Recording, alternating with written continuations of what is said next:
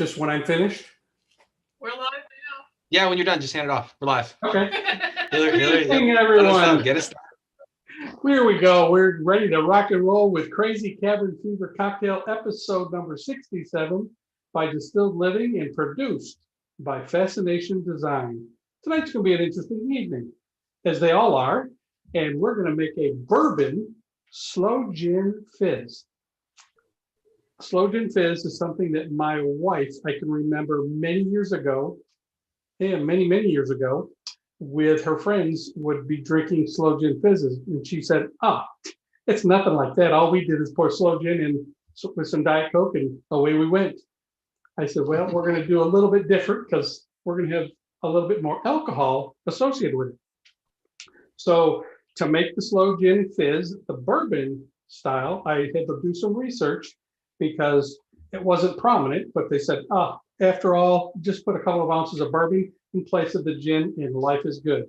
And I did a couple of test runs and life was good. So here we are this evening to do a slow gin fizz. And it's quite simple. We're going to put some ice in half of our shaker. First of all,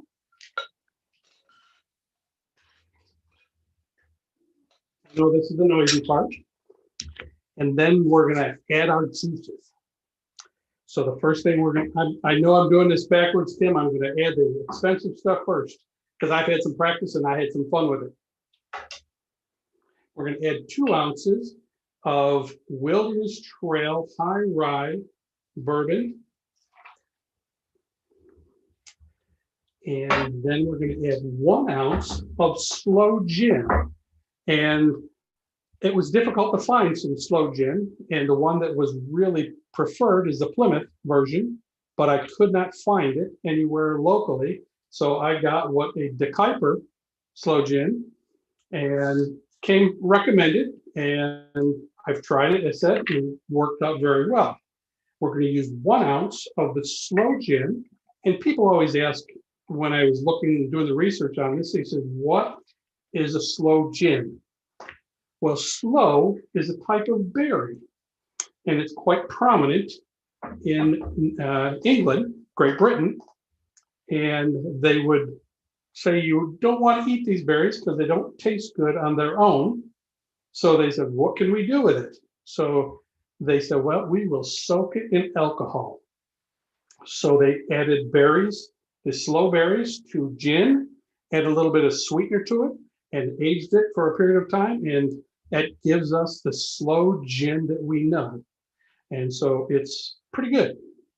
All right. And then we're going to have 1 teaspoon of fresh lemon juice. I have some here that I squeezed earlier. So we'll take 1 teaspoon of lemon juice.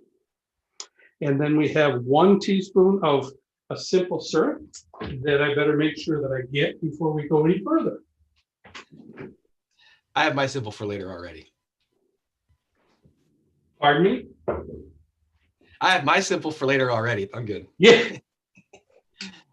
So 1 teaspoon of simple syrup. And then we're going to take this and we're going to shake it.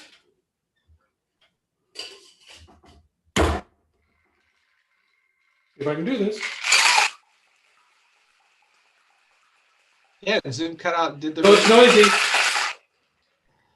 Actually, Zoom did pretty good noise reduction on that shaking. I'm kind of impressed. Oh, nice. Yeah. And then we're going to put it into my chilled glass of ice. And it's really chilled because I just took it out of the freezer. Ooh. And then we're going to strain it into our glass.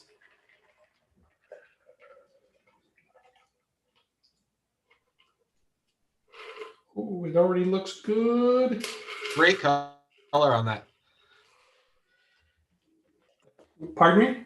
Great color on that cocktail. Oh, yeah. And this is a bourbon slow gin fizz. And cheers to a wonderful evening of drinking again. Cheers to that. How's it taste? All right. Spectacular. Oh, All right.